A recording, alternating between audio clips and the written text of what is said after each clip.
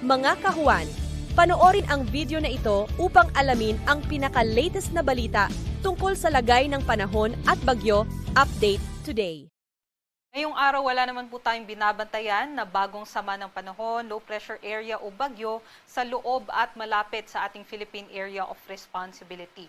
At patuloy pong humihina itong ating habagat o southwest monsoon na ngayon ay nakakaapekto na lang dito sa kalurang bahagi ng northern Luzon.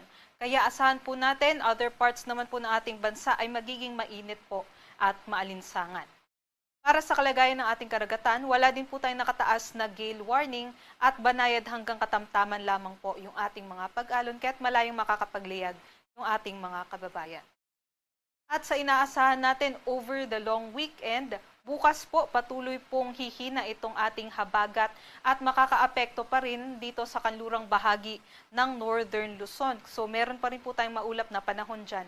Ngunit pagsapit po ng Sabado hanggang sa Lunes ay mas gaganda po yung ating panahon, no? Ngunit mataas pa rin po yung tsansa ng mga thunderstorms o yung mga panandalian, ngunit mga biglaang buhos ng ulan dito sa may Mindanao and sa may eastern sections po ng Southern Luzon and Visayas. At dagdag ko lamang po yung mga thunderstorm activities, maaari po yung maging severe na maaari pa rin po magdulot ng mga pagbaha at pagguho ng lupa. So doble ingat pa rin po at always po magdala po tayo ng payong panangga sa matinding sikat ng araw at sa mga posibleng biglaang buhos ng ulan.